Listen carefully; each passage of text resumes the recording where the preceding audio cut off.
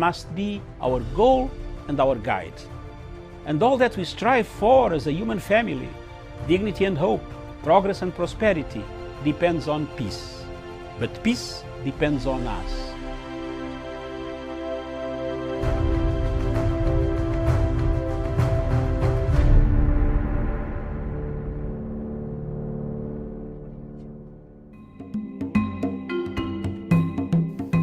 Viewers, good morning. This morning I want to address the issue of Uhuru Kenyatta's legacy. The legacy of His Excellency President Uhuru Kenyatta of Kenya keeps on moving, keeps on going forward and forward. Since the handshake in 2018 that brought about the peace, the tranquility, the unity of purpose, President Uhuru's star has been rising. All over Africa, people are thinking of using the model that Kenya used to stop any form of violence, chaos on the streets after elections. As you know, all of you are aware that elections in Africa produce two things: after or before or after the voting. Disputed elections, winner takes it all, loser doesn't accept the results. But the Kenyan model takes us miles and miles away from the normal type of democracy. The democracy, a negotiated format, a consensus format. A democracy that gives consensus a chance. A democracy that talks about the future of a country, the unity of a country, as opposed to a fragmented country, polarized country, where most African countries find themselves in. We have seen in the last 10 years or so, most of the elections in Africa have been contested by the opposition. Very few people in Africa, countries in Africa, where opposition has conceded defeat and come up to congratulate the winner. We have seen the South African model has worked very well. The Ghanaian model has worked so well. I don't see any other country in Africa where the models have worked well. I thought it would be Sierra Leone, but today we see Sierra Leone going back to the same ethnic tensions, as you can see from the reports that are circulating in the international media and the local media. So elections in Africa are contentious issues. They create a contentious position, create a departing point for the people of Africa, of that particular nation. The legacy of Uhuru Kenyatta, therefore, will be remembered for having brought the tranquility that we have today, the peace, the new format, the new tool of having a better organized civil Africa, an Africa without violence, an Africa without chaos after elections, when the opposition accepts to work for the interests of a nation, not personal interests. This has worked in Kenya, and thank you very much, Your Excellency President Uhuru Kenyatta, for the tenacity and the steadfastness that you have guided this handshake up to today. For those who want to mutilate the handshake, belittle the handshake. One lesson they should learn is to look at Libya. Libya was once a territory we all respected. It is no more. Let's keep the handshake and the legacy of President Uhuru Kenyatta. Thank you.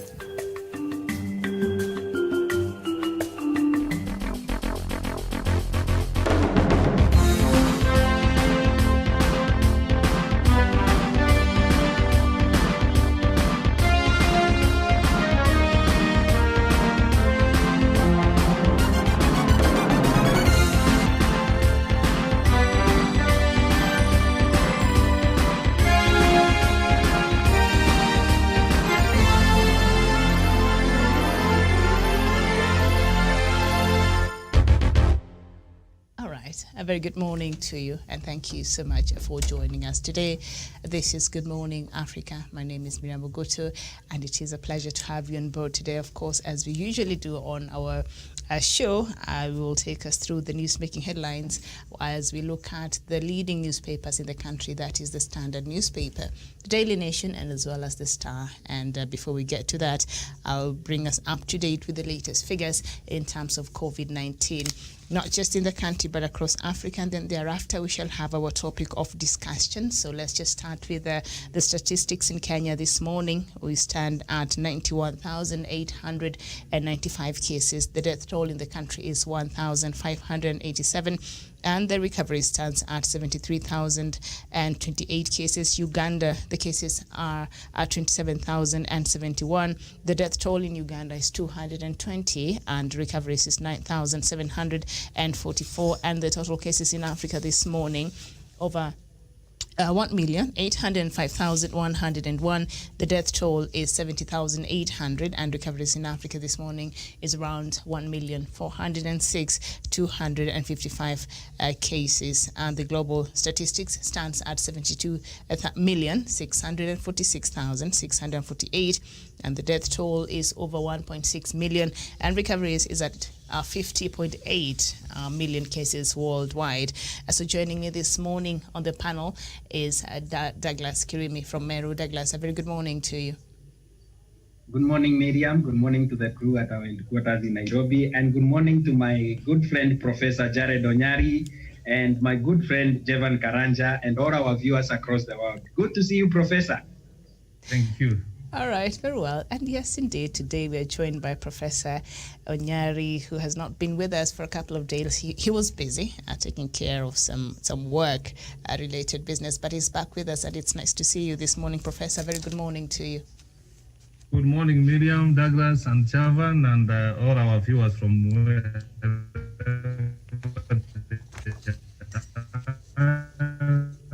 I've just stepped in to say that I'm back. Okay, very well, and welcome back. And also, we are joined by Jevan Karanja from Nanyuki. Kirimi is not a place. Kirimi is somebody, and his name, the other name is Douglas, but Jevan is coming from Nanyuki. Yeah, that's where I've been. Well, it's a good morning. Christmas is almost here, so hey, good morning, Jevan from Nanyuki. Good morning, Miriam, and good morning to Douglas, Kirimi. Good morning to Professor. Good to see you back here. We missed your insights in this show. And good morning to our viewers wherever they're watching us from. Is exactly as you're saying, Miriam, is a mood of Christmas. You know, after we enjoyed the Jamhuri Day, now we ushered in the moods of celebrations. And when you walk around the town, you'll see lots of flowers, lightning. These are Father Christmases and balloons all over. And you see the mood is quite significant, and the people are celebrating in a very good way, despite the hard economic times courtesy of COVID-19. Mm-hmm. All right, yeah. Very well. So let's just dig into it. And of course, at 11, we shall have a comprehensive talk about the BBI. And we see, let's start with the Daily Nation. On the front pages here, Uhuru faces big test over pay rise for civil servants. A pay increase for teachers and state workers will further drain government finances, which are already distressed by a rising debt burden and plunging revenues due to the COVID-19 pandemic. However, the president could be forced to honor the deal to win support for the Building Bridges initiative, and also Just on the side there, political intrigue in Sonko ouster plan. A power struggle has ensued in the Senate over the push to impeach Nairobi Governor Mike Sonko ahead of this week's plenary trial. The Cold War, which began immediately it became apparent that the governor would not survive impeachment at the assembly, has now hit fever pitch. On Wednesday last week, the tussle played out in public with the deeply divided senators reading from different scripts on how to handle the case. And the story is on page 9 of the Daily Nation this morning. And it says that the Senate Business Committee had a day before proposed the formation of the special committee, only for Mr. Bogisio to abandon the motion without explanation, only saying it was for the convenience of the House.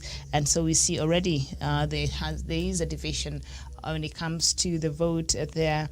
Mike Sonko, his impeachment trial will start at the Senate this week on Wednesday.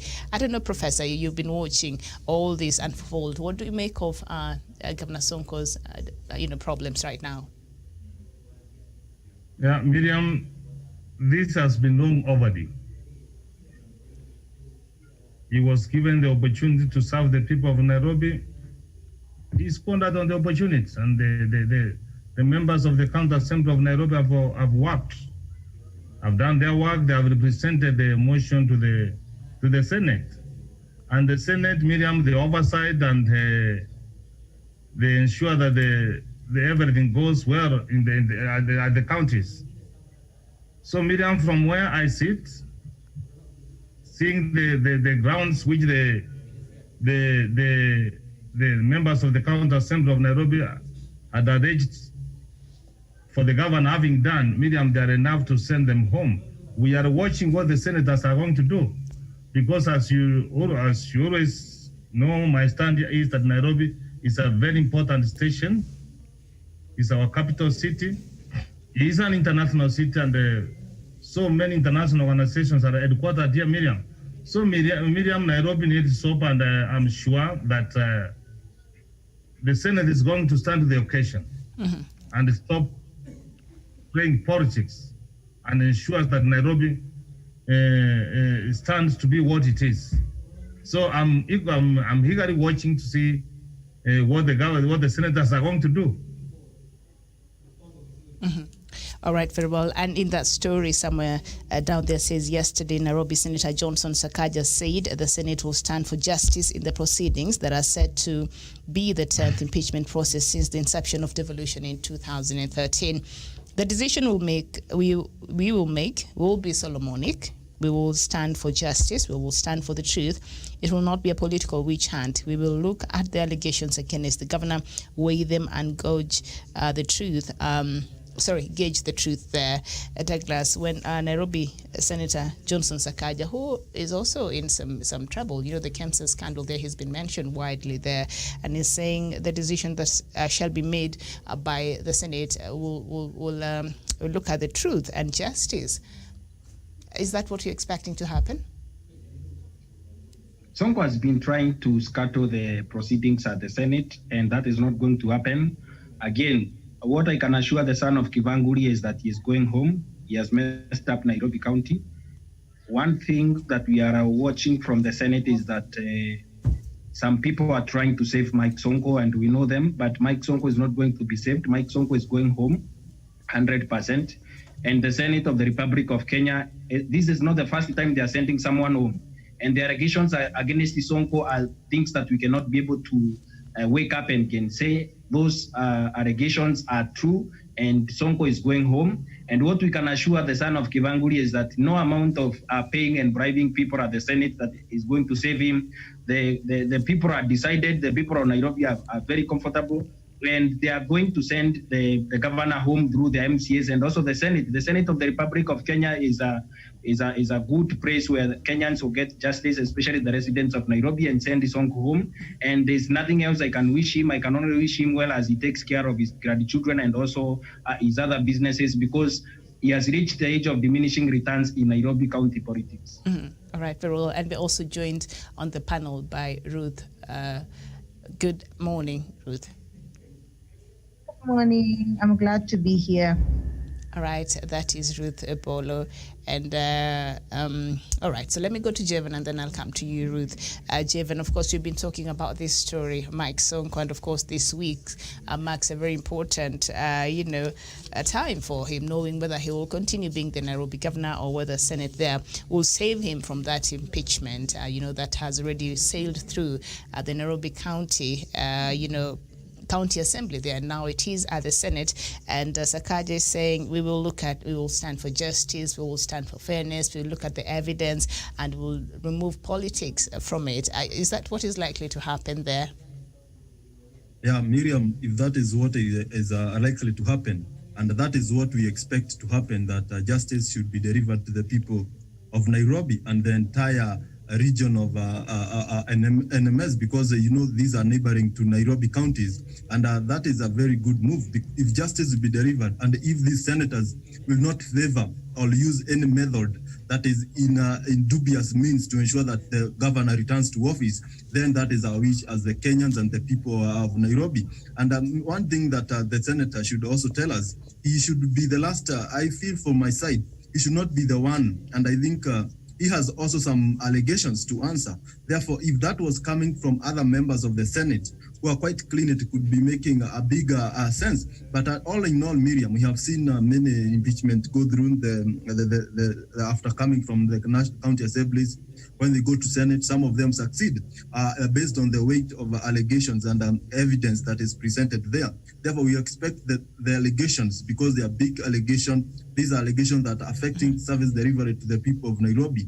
We expect that Senate will make a determination based on truth and justice and for the well-being of people of Nairobi and the entire country, because Nairobi is a core of development to this nation. This is where we have the headquarters of all big offices in this country. Therefore, let Senate not favor anybody. Let justice and truth prevail. That is our wish as Kenyans. And Miriam, because you have seen, like in the case of Waititu, in the case of Anne Waiguru, let's deal with the evidence that will be presented there. And I feel like senators now, they are mature enough to make their decision without even being whipped from various political divisions. At the end of the day, we have seen them, some go this movement, impeachment going through and some failing to go through based on the weight, not based on favorism, as some quotas need to portray that Sonko might be favored, or some people will not want Sonko to go. Let's justice be done, and we wish to have a Senate, Miriam, in future, a Senate that will have public trust,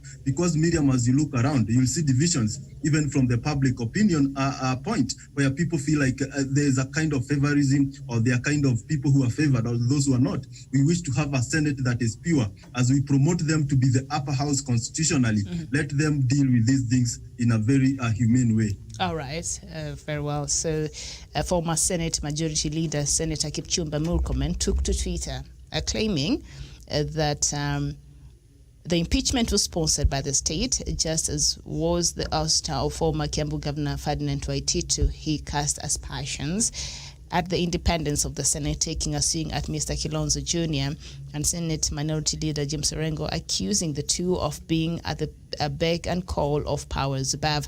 Narok Senator Ledama Olekina lashed out at the Nairobi County Assembly for allegedly failing to obey the court orders. Ruth, have you been following the impeachment process here, or the troubles that Sonko has been having in this county, that now, his fate looms in the balance there as we wait for that proceeding there in the Senate that will decide whether he continues to be Nairobi governor, or whether he will have to fold up quickly and leave early, as Ferdinand Waititu did a year ago. What do you make of all these things, and what are we likely to see there from the Senate?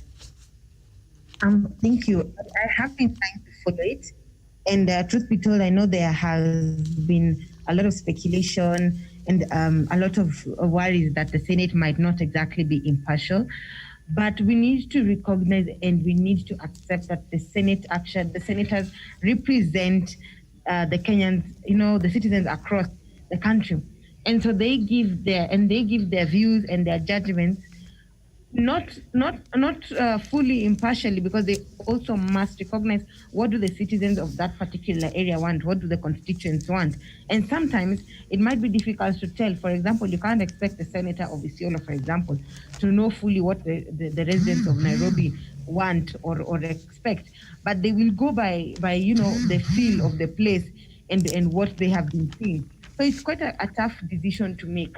But at the same time, we really need to know that also the governor did not play his part. He also really helped to fasten this and he helped to push this. For example, if you look at how long it took him to appoint a deputy governor, these are some of the things that can just tell you that he was also just trying to frustrate every single legal process within the county. And he was, if you look at even the workers, if you look at some of the things that he used to put on social media, confidential discussions.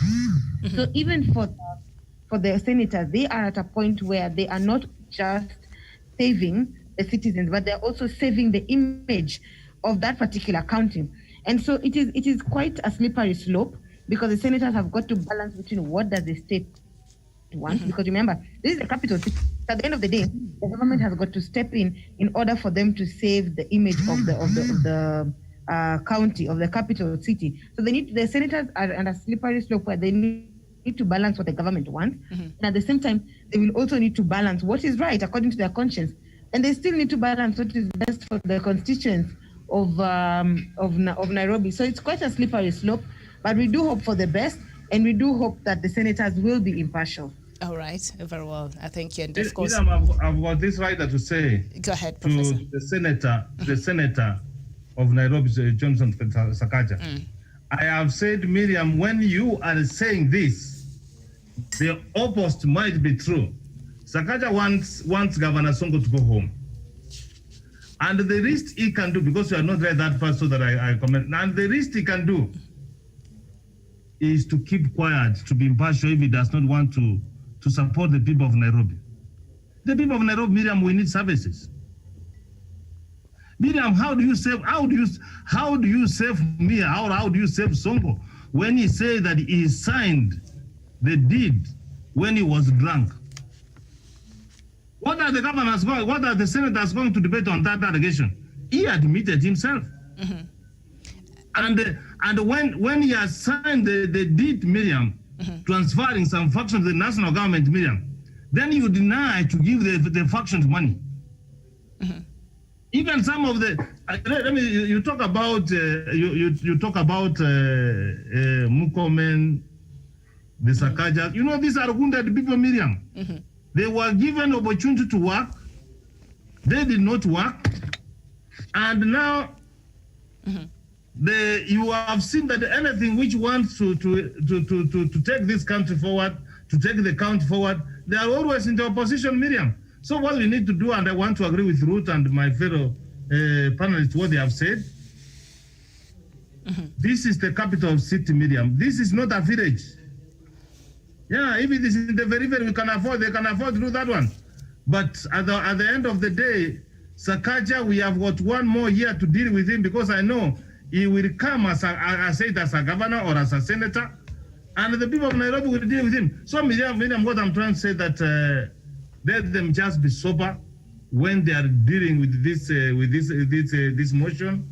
It is their mandate to take care and to ensure that the devolution works and the residents of every county get services. So they cannot run away with it. The others, they will do politics with the formula. But on this one, Miriam,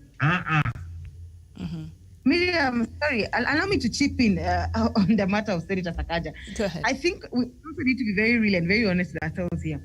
The Senator Sakaja has come out to Nairobi citizens as a good boy, for lack of a better word. He's the darling of the residents. And especially when he fought so hard against all odds for, during when in the BBI document, when people were discussing, increment of the revenue allocation and all these things. He really fought so hard.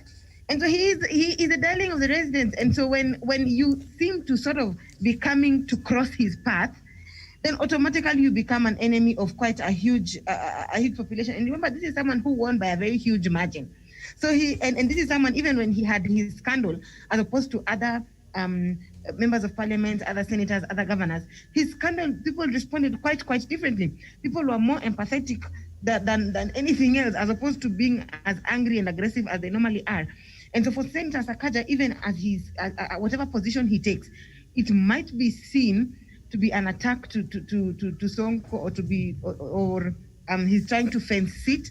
But really, let's remember that he is in a very delicate position between. All right. Miriam. Yes. The party.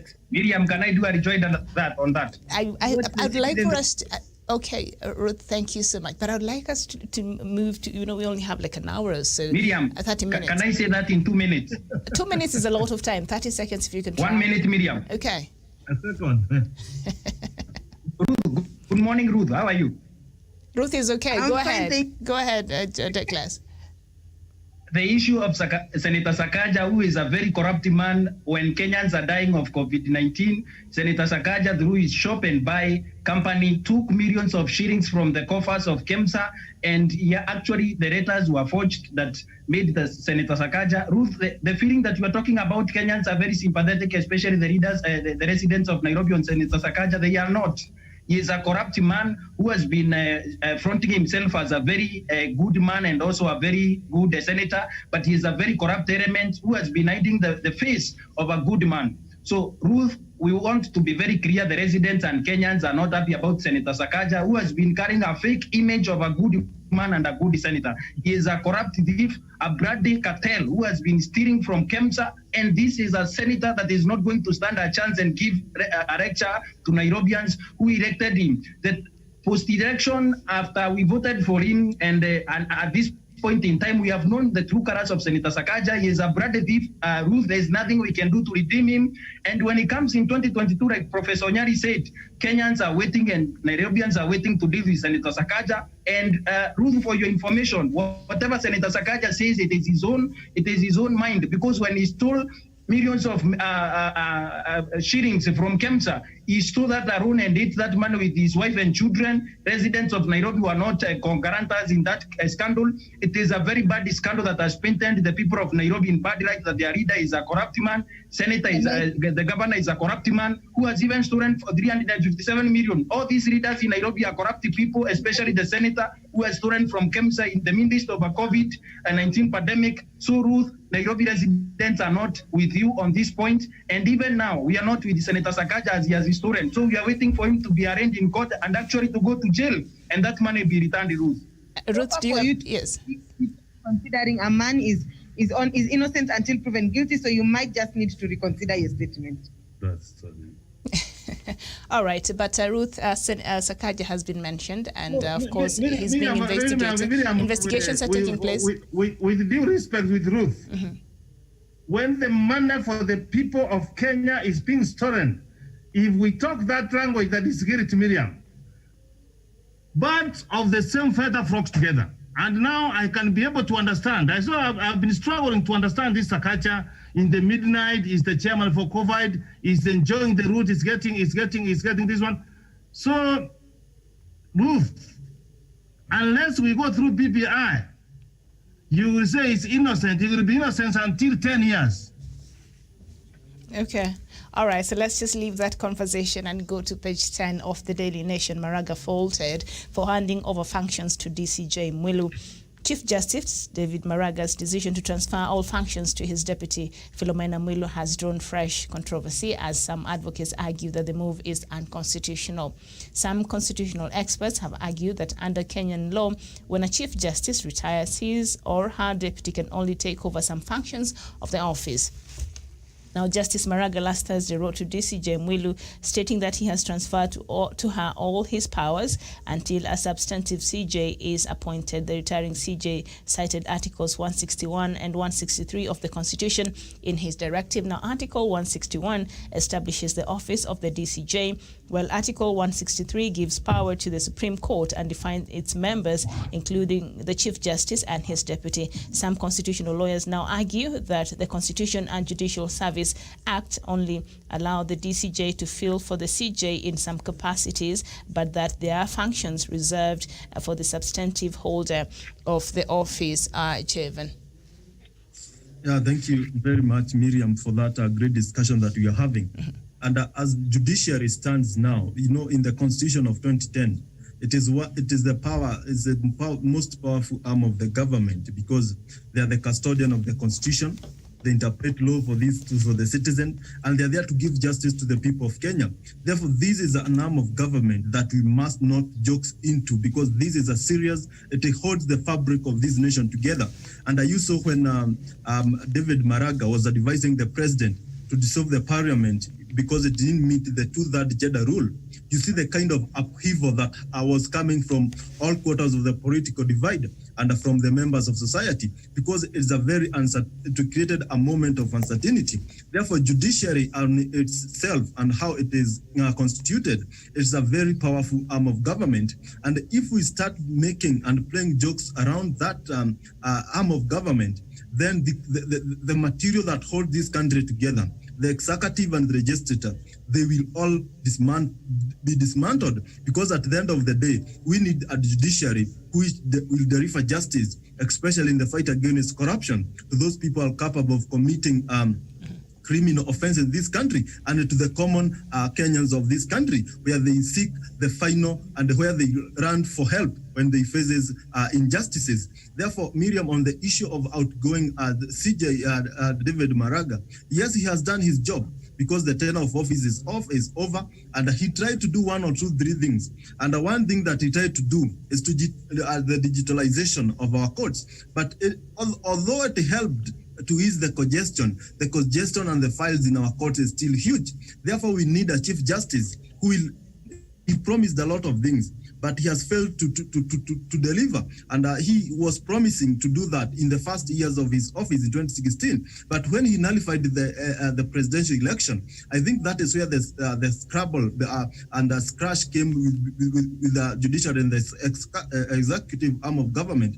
And he was not able, from that moment, he turned to be a political observer or a political commentary who is quite biased, Miriam, on that matter. And he started taking a political alignment, and people are not taking him serious. And we need, going forward, and to have a Chief Justice will be quite not into the politics of this nation. A person will stand on the middle of it all, and when he is supposed to call on duty, he should not favor any side of this politician, because when he does that, he brings this country into a confusion. And those people who they are not favored by the courts, they tend up to rise against the courts. And when that happens, the public loses trust the people to these courts, and that is where we run for justice. And number 2, on the issue of handing over the mantle of leadership to the DCJ, Dave Philomena Mwilu, I see as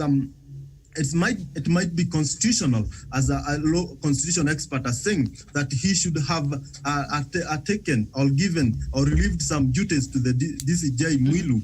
That could be a good thing, because we have a DCJ who is facing criminal-related charges. Okay. Therefore, she can't be the person to oversee a constitutional body like judiciary when he herself is tainted. That will lose the trust that we need in our courts. Therefore, moving forward, as we make it into speed of having a new Chief Justice, let's look for a person of integrity, a person who will protect the Constitution and make sure that all the arms of the government respect that. And that is why we want also in order to control those powers, let's have an independent Office of Judicial Ombudsman who will be looking to ensure that these powers are not exercised out of biasness, or they are not practicing favorism to any Kenyan of this country. Right. Very well, thank you, Ruth. I saw you raised your hand.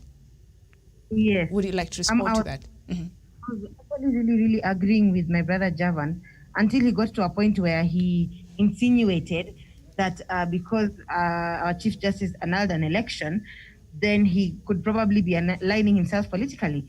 And that is very, very dangerous, because the minute we begin to look at our courts and the minute we begin to try and influence our courts based on political biasness, because if he's not for you, then most definitely he's on the other side, as opposed to having the thought process that he is actually doing the right thing. I mean, how then do we expect the judiciary to be independent?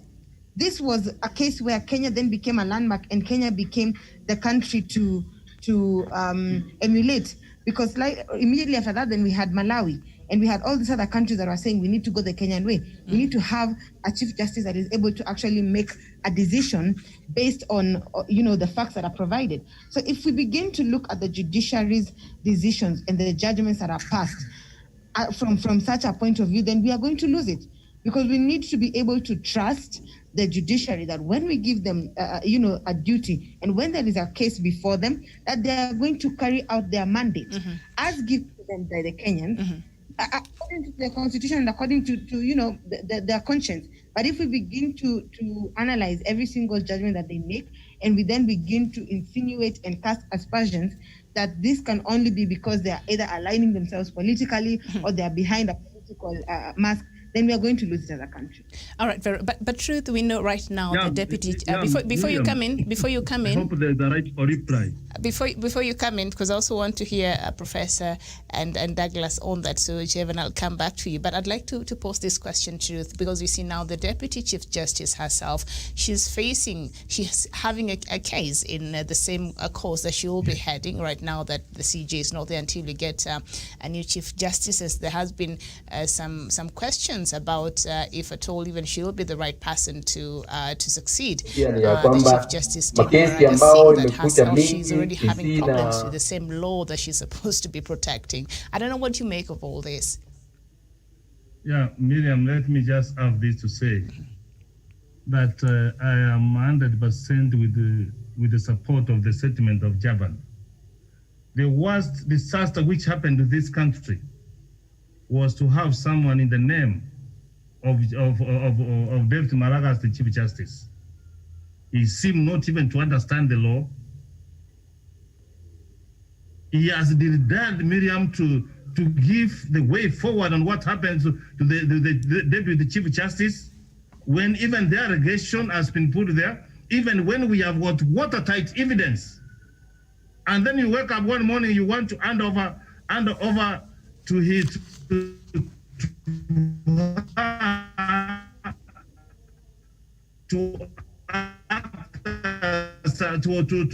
be the acting. Here is the constitution, show me.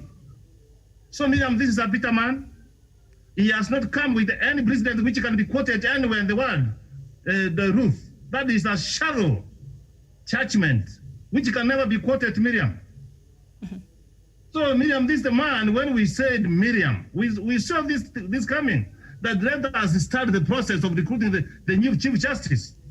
We know what we were talking about a month ago. They had agreed, and then they went round, and you see now, here, you are adding someone to be acting Chief Justice of the Republic of Kenya when there are allegations that you are corrupt. You have used the right head of your employer. And the Kenyan cannot be given an opportunity, Miriam, to know what happens. So from where I sit, I don't know how Ruth looks at it, but it is a mistake. And even with the ruling he made, it was almost making this country to be a failed state. Thank God that we were able to carry out the elections and the handshake came. And since that time, Miriam, you know, he's a haunted man. Even when Kenyans have given their views that they need ombudsman to be taking care, to be checking the judiciary. What do you see him the other day doing? And you know very well, Miriam, cases are filed in court. And here is the Chief Justice who has pronounced himself. What kind of law does he understand, Miriam? I always say, Miriam, even when I don't support you, or when I support you, I keep quiet. People may not judge me. So, Miriam, from where I sit, the Deputy Chief Justice cannot act as a Chief Justice of this country unless he's cleared with other allegations before her. All right. So the 6 months is going to act as a Chief Justice, Miriam.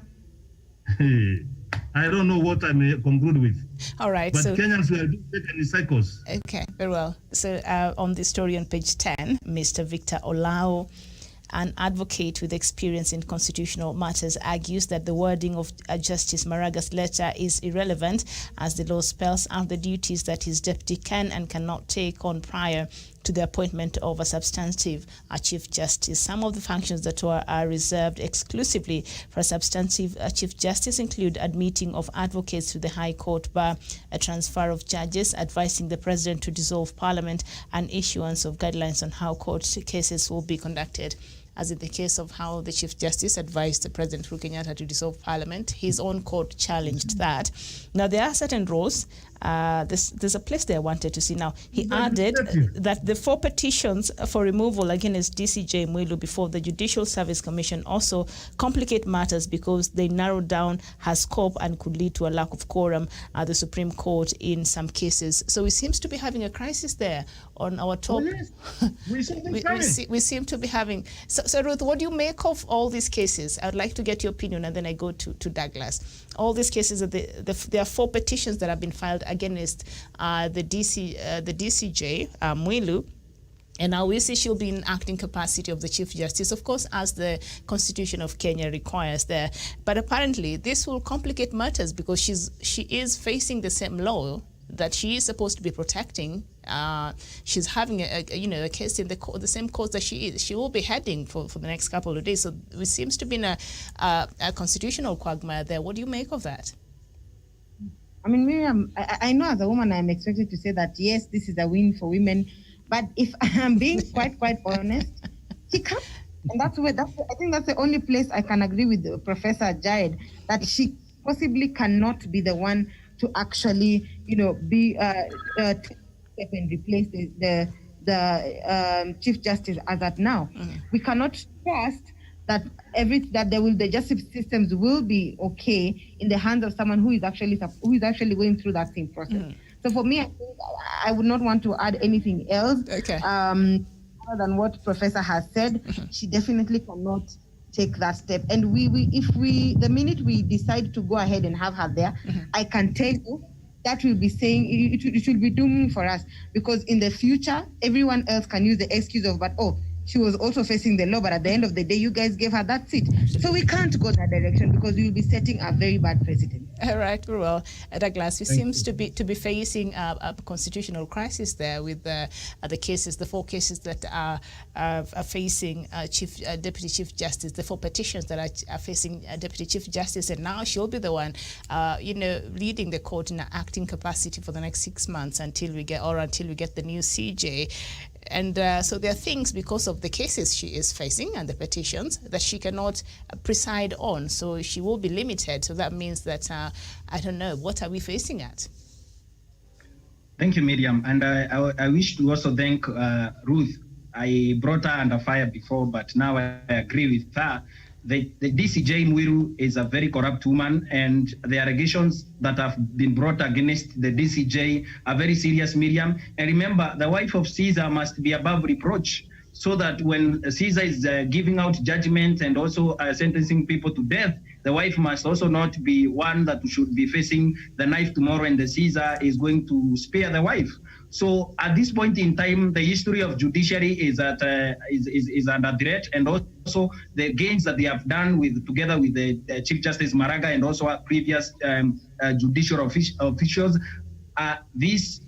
Their time there and also their gains and everything is under threat, because the woman that is going to be at the top, and also when David Maraga said that she's handing over everything to her, the constitutional lawyers are saying it is unconstitutional. You cannot decide on what she will do. Again, we have seen a Deputy Chief Justice who has abused the court process severally so that he can be able to subvert justice on the case that she's accused of. And remember, when such a corrupt individual is at the helm of judiciary, we are going to experience a lot of turmoil at judiciary. We are going to experience a lot of big fish like her who will be going for protection from her. We have seen big fish in this country speared, and also small people get arrested and also sent to prison. Before Ruth Anna changed on road to Damascus, she had said that at this point in time, these people like Sakaja are not guilty until proven. So what? And at the end of the day, this puts a bad precedence on this one. If we claim that we support Sakaja now because he is accused of, those are just allegations that he is corrupt. And now these allegations and the case against the DCJ DCJ. If we make that, we will set a very bad precedence in the future.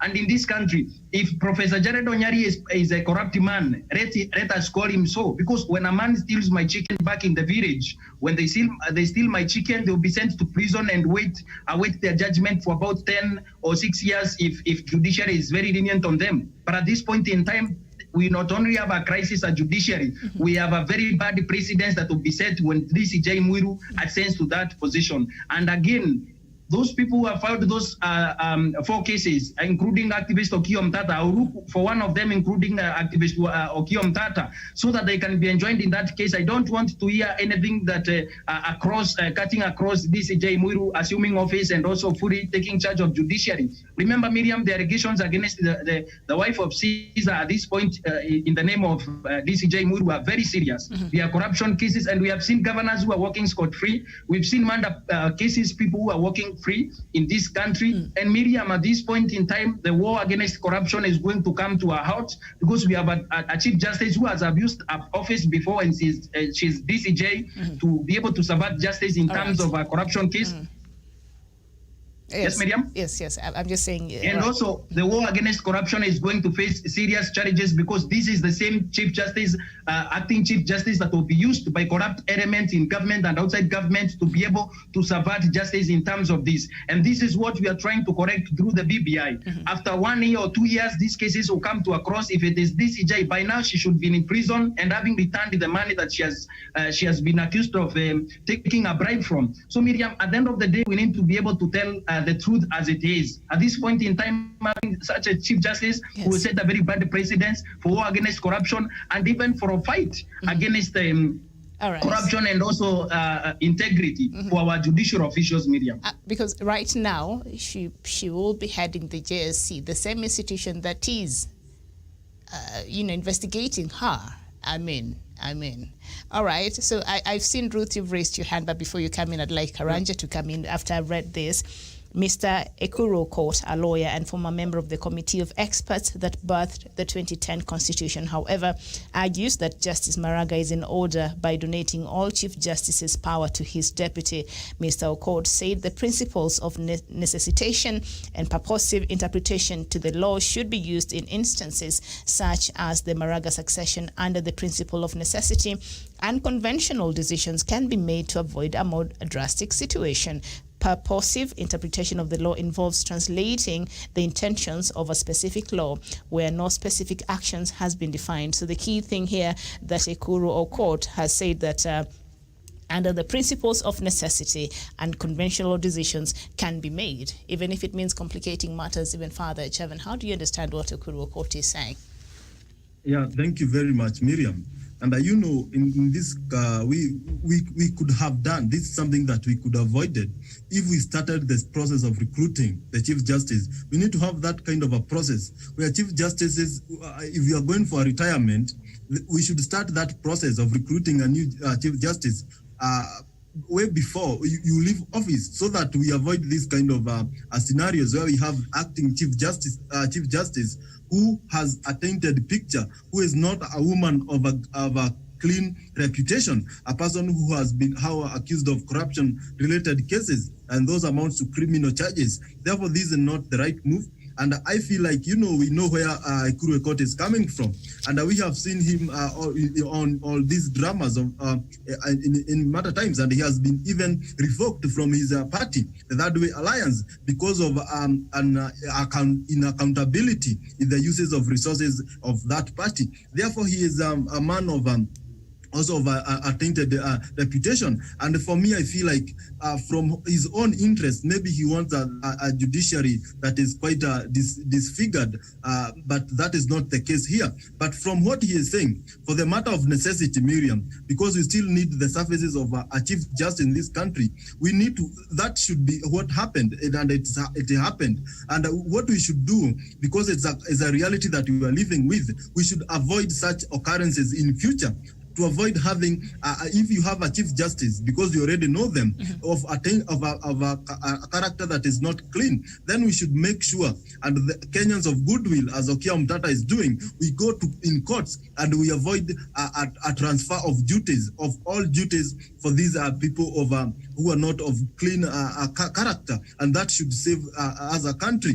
Therefore, let's wait what the court will determine on those cases. But at what it stands now, if we continue having DCJ Philomena Mwilu, I heard Ruth say that is a win for the women. Ruth, we are trying to empower women, but we don't want to have women of a character that is not quite good. We want women of morals, integrity, and honesty. We don't want any woman. You know, on the issue of 2/3 gender rule, we are trying to empower women, and we want women to be in position of leadership.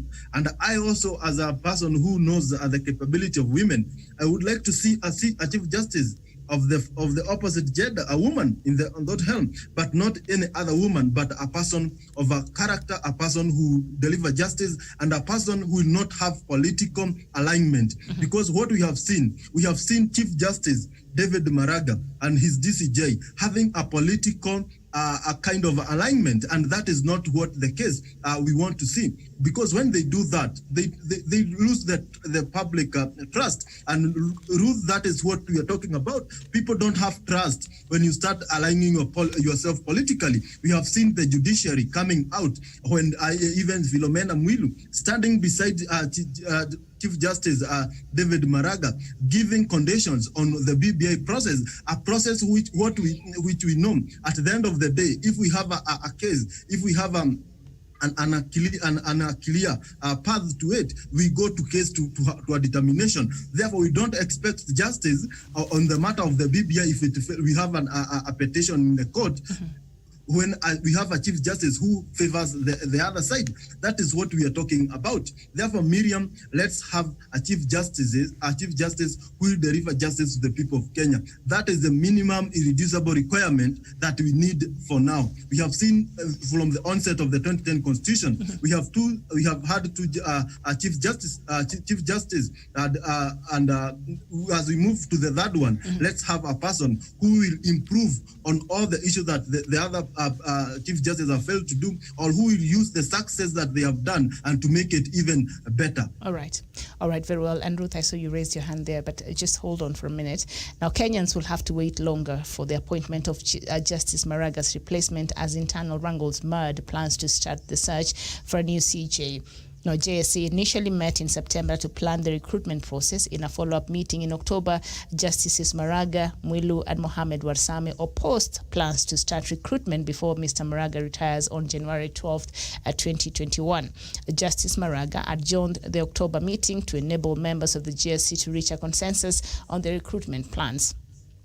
But insiders have now confirmed to the nation that no deal was reached and that a search for the new CJ will likely start mid-January after Mr. Maraga has officially retired. So we see the JSC wanted to start the recruitment process in September, but it is said Maraga, Mwilu, and Warsame refused, opposed those plans. Would you say, Professor, from where you see it and this story, and we know Maraga has been having a few problems with other arms of government there, and these actions, and of course they knew that the cases Mwilu is facing right now might hinder her even from succeeding him, forget the in the acting capacity, but even as a Chief Justice. So it was necessary to make plans for the country to have a CJ as soon as possible while he was still there, but instead they opposed this move by the JSC. So would you say this was an intentional, well-crafted confusion on the part of Chief Justice Maraga? I don't know, Professor. Miriam, let me just have this to say to my sister Ruth. I think she should start admiring me that I support 50-50 for all human beings. She knows that. And we don't support somebody because just you are a woman or you are a man. Chapter 6 of our Constitution, Miriam, is very clear when it comes to leadership and integrity. Even me mentioning Miriam in a developed democracy, Miriam, where there is rule of law and good governance, you just step aside. And let me just have this to say, Miriam. Kenya is a country which is guided by rule of law. This is not a banana republic. This was the narrow thinking of Songo, that he can refuse to appoint his deputy governor a mandate given by him by law. How far did he go? Is Nairobi not moving?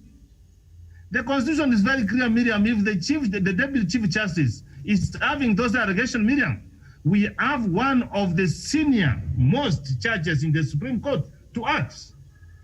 In any event, Miriam, we find ourselves in that quagmire, Miriam. 12th January is not far away from us. The Judicial Service Commission, Miriam, will sit down and they will start the process immediately because they thought that the law does not say that you cannot start recruiting when the Chief Justice is in office. But a wise man, Miriam, and a wise woman sees the dangers which we saw much in advance. And in fact, when you want to say that, Miriam, the law is made to serve us and not us to serve the law. As we are, Miriam, know, Justice Ojwang went home, and the quorum in the judicial in the Supreme Court, Miriam, is 5 judges. Maraga is retiring. We are only having 5. And Miriam, here is the situation now here. Hear this. There are allegations against the Deputy Chief Justice. Meaning now the Supreme Court cannot function.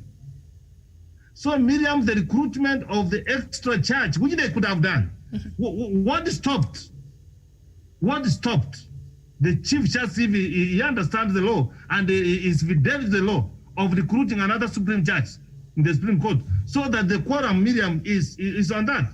So that's my man. I find is a man who was in the name of the Chief Justice, in the name of the Chief Justice in that office, with an horror and a shallow mind, serving the interest of the George Soros, Miriam.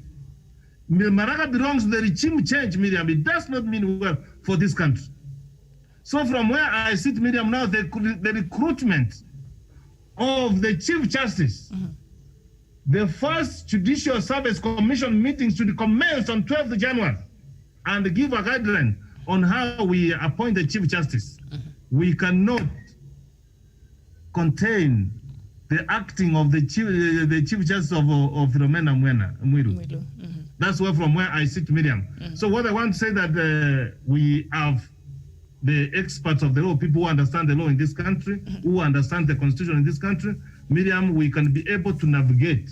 We can be able to navigate out of this and steer our country. So Miriam, you always say, the greatest challenge of any leader, is not that you are a leader of an institution, is on how to ensure succession.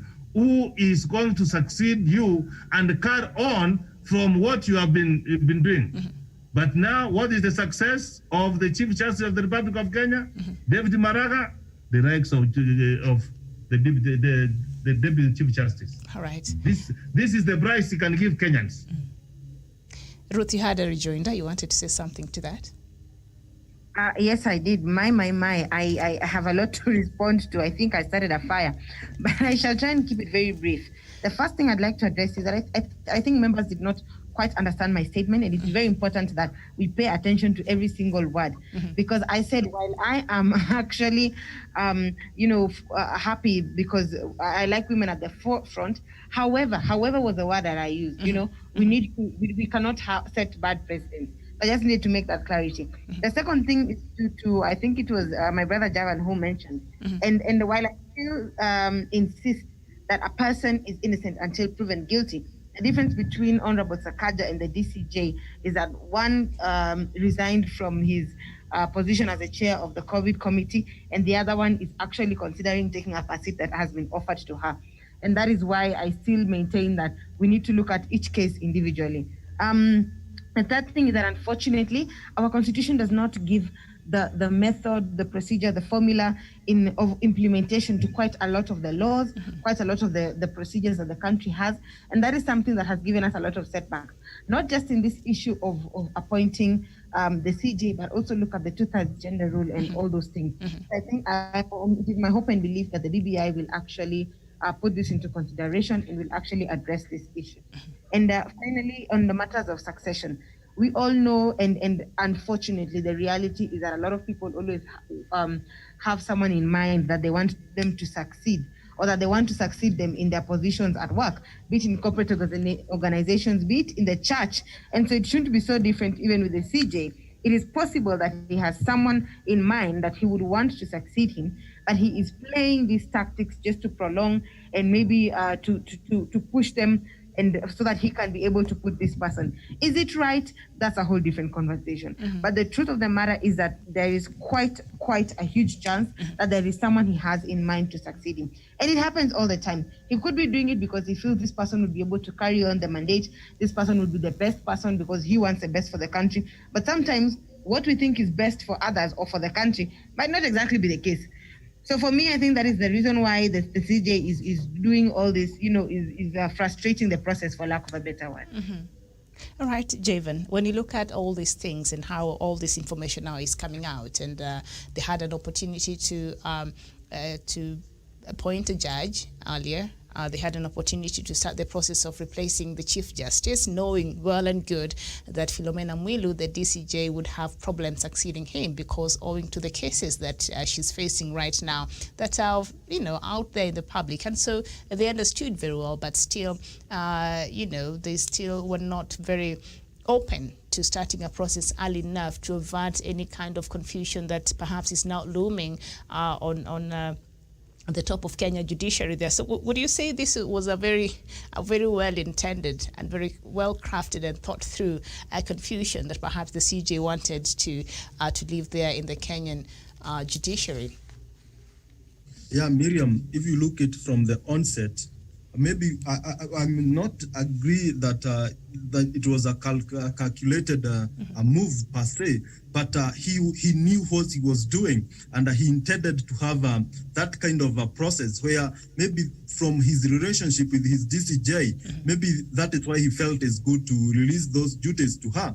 But Miriam, we need to have a constitution that really works on, and as Ruth says, a constitution that interprets some of these laws quite clearly, so that in future we can have the process of recruiting a new chief justice when the other one is retiring quite early, so that we avoid this kind of acting capacity or somebody and all this kind of confusion. Because as if it is now, if we want to have a clarity on some issue, a constitutional issue that will need us to take to Supreme Court, then Miriam will see the kind of confusion we have. The quorum is not quite making the quorum is not enough, because I feel we need 5 judges in order to sit down and discuss these issues. And right now, as we are heading to a point where even the structure of a Supreme Court is, if we had to make that kind of a determination, is not quite in the right track.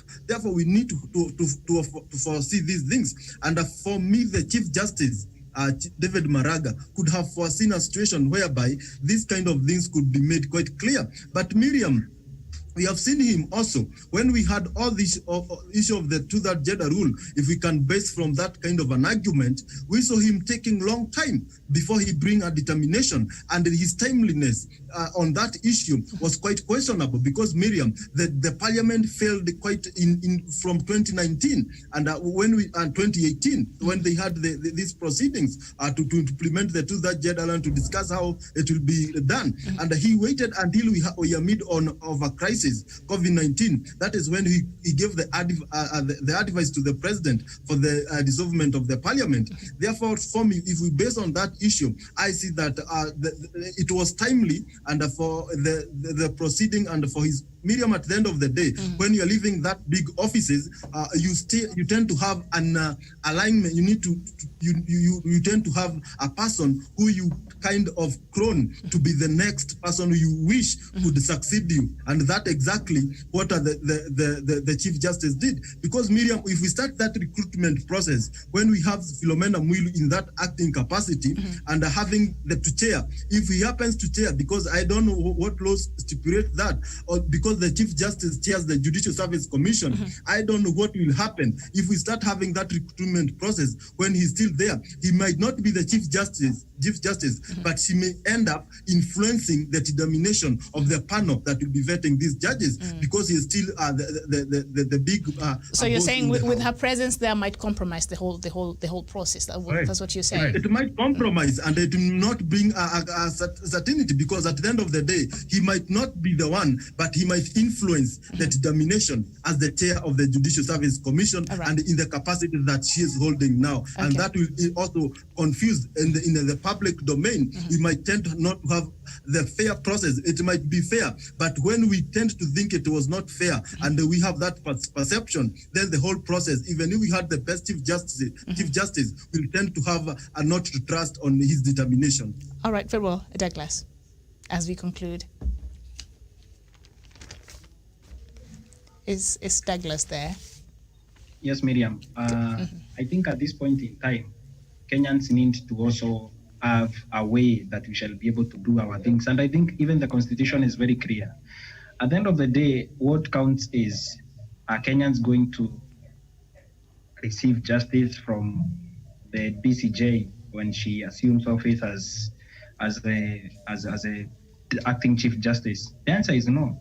So every Kenyan that is also accusing DCJ Uhuru of being biased when she becomes the acting Chief Justice, they are very right. Because we have seen her use her office before to abuse the court process, and it is something that we cannot be able to pinpoint and say it has happened somewhere else. I have had small cases of small people who have gone to court and they are held in remands because they stole a chicken. But DCJ Uhuru has taken a lot of money in millions as a bribe, and that case has dragged in court. The other day we were told the reason why the case cannot continue, the chief advocate in that case, Dr. Aminwa, is sick and he does not want to be exposed to COVID. That is a very flimsy reason for DCJ Uhuru to keep delaying and also abusing the court process. Another thing we are going to see when DCJ Uhuru assumes office, and also when all powers have been donated to her, we are going to see more protection for the big fish who have been able to cripple this country's economy, and that is a very bad precedent. And I also think that at this point in time, the constitutional lawyers and also advocates who are saying that there shall be a crisis, there shall be a crisis because the woman that will be sitting at the top is a tainted person. And like Professor said, and also Jevan, and also my sister Ruth, this presents a very good scenario for someone to be able to influence. Miriam, you don't have to be anything else for you to influence anything rather than being in charge for you to influence opinion of the people. Even the people that will be doing that, they don't know for how long that she will be the acting Chief Justice. They can keep during this process, as you have seen David Maraga do. They can keep doing that, and she might end up. I think there is no constitutional, Professor can help me, there is no constitutional limit for the time that the Chief Justice must be, that is stipulated in the Constitution. If the criterion is not met for a new Chief Justice to be selected and also vetted and also be sworn in as a new CJ, she can keep staying there and also holding office and also influencing very bad decisions, and we don't want that. Like I have said, the Caesar's wife must be above reproach, so that when Caesar is giving out judgments and also jailing people and condemning others to death, the wife shall be free, and also the children shall be free, and so that we can be able to move forward as a country. We need to be able to move away from the rights of DCJ and the Chief Justice who are always delaying court processes and abusing court process, making themselves unpatriotic and also putting a very bad precedence for future Chief Justices. Remember, David Maraga, as he bows out of judiciary, the issue that he based himself on when he nullified the election, he did not bring IBC to book.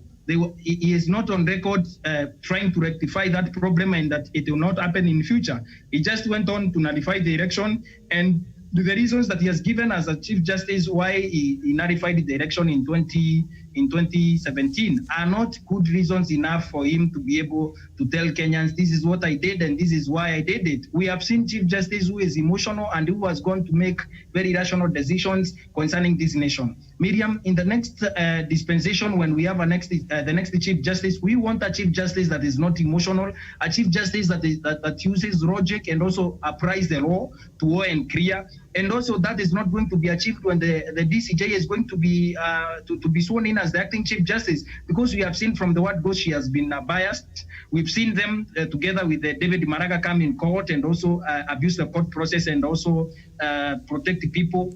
They have gone ahead to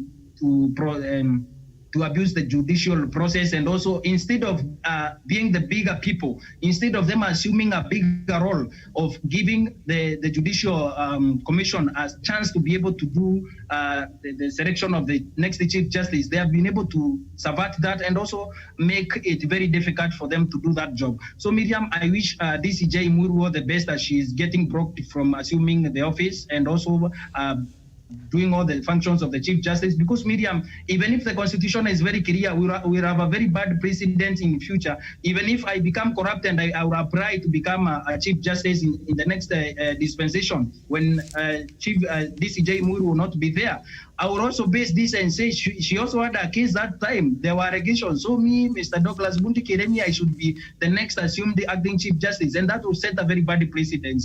And I wish Miriam, the next Chief Justice, will be able to look at the cases where they are jailing poor people every day and leaving people like DCJ Uhuru to roam around so that they can become our Chief Justice. If she is in prison today, we would have gotten a good opportunity to elect another Chief Justice, DCJ, acting Chief Justice. And if she has stepped aside Miriam at this point in time, we would have now gotten another Chief Justice who is not tainted. But she's roaming around because she has abused the court process and because nothing is working. And I wish that the BBI process will pass very fast so that corruption-related cases will be done in 2 years' time. Because this case now, this is the second year, she should be in jail or she should be at home, relaxing at home with her grandchildren without disturbing the peace of mind of Kenyans and our minds, trying to see the crisis that she has created because of her corrupt deeds, Miriam. We didn't steal together with her. She stole her own, and she ate that money with her children and her husband. So the cross is our own to carry, and I hope in the future we shall not have such a crisis before. We need to have a Chief Justice who defines on the way this country will go in terms of the law. How the law? What does the law stipulate when a leader in judiciary, Miriam, like DCJ Uhuru, has a very serious corruption case, and she's now going to assume office of the Chief Justice. So Miriam, this is my submission, and thank you. All right. Thank you so much. So as we conclude on that matter, and Professor, you were not here last week when you were, Chief Justice made his stand on what he thinks this BBI process is, especially when it comes to the judicial ombudsman that has been proposed in the BBI report. And he said based on that, Kenyans should vote against the BBI report. And seeing the BBI report already has some petitions in the courts, they're challenging this whole process, and this is the Chief Justice of the Republic of Kenya, and this that heads the Kenyan court, and these cases will be brought into the Kenyan court headed by this Chief Justice, and yet he seems to have taken a position. Was that the right position for Chief Justice to take? I know he's leaving, so perhaps he will not be able to preside over these cases, but just being the holder of that office, was it prudent on his part to make such pronouncements? Miriam, there is one topic I like teaching, and that's the topic of common sense. Do I talk? Do I keep quiet? Do I close my eyes? Do I open my eyes? Do I eat? Do I sleep? They are so rudimentary, but you need to think about it, Miriam. Miriam, David Kenani Maraga is the Chief Justice of the Republic of Kenya. It's not like me, or like you. And even if you have something and you are not for it, Miriam, by virtue of the position of the office you own, you keep quiet. And when this thing will be brought to you and you are keeping quiet and you do not like it, Miriam, you can shoot it down. Miriam, the views of PBI, and I want to say this one, Miriam. These are the views of the people of Kenya. They want on how the judiciary can be accountable, Miriam. So if the Chief Justice David Maraga is not for it. Miriam, you can use proxies. Tell them, I am not for this idea.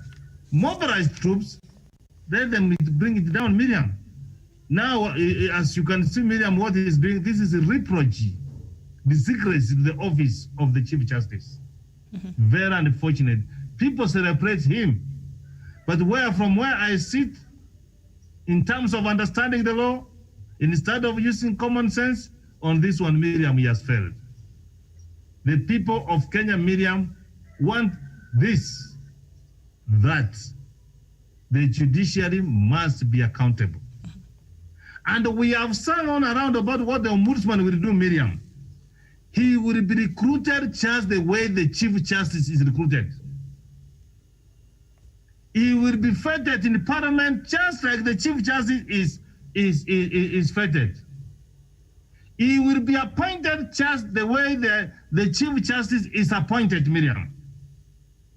And Miriam, he doesn't have any fault in the Judicial Service Commission. He's an ex-official, Miriam. He will only be going there to say, the people of Kenya have complained of this judge and this judge. Miriam, look here. If we had ombudsman and the Kenyan had complained about the Deputy Chief Justice, Miriam, I'm sure action could have been taken. But here is a case, Miriam. The Chief Justice is the president of the president of the Supreme Court. He is the Chief Justice of the Republic of Kenya. I've spoken and I've said on how the judiciary will be accountable to the people of Kenya. And it will only be accountable to the people of Kenya through the ombudsman, Miriam. I have seen Kenyans, Miriam. I have come in contact with Kenyans saying, Miriam, this church is corrupt. And the Kenyans cannot go anywhere. You are not, there is nobody who should be above the law, including even that Chief Justice. All right. And today, Miriam, hear this. If Ramena wanted to be cleared, Miriam, hear this. Do you know what they do? He will influence for the files to be passed to a judge who is friendly. And they will hear the case, and Miriam will say that the case will be thrown, or it will be cleared. So, Miriam, let us honor chapter 6 of the Kenyan Constitution. If people have said, Miriam, that they cannot trust you, step aside, you'll be cleared, you will come back to the office. We have had some churches who have gone under the tribunal, Miriam, and they have been cleared and they have come back to the office.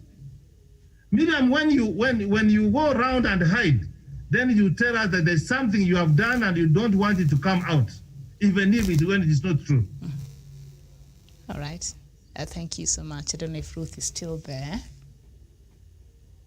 All right. So thank you so much. And of course, we are concluding the show, but we still have the same story on Maraga succession on page 6 of the Star newspaper.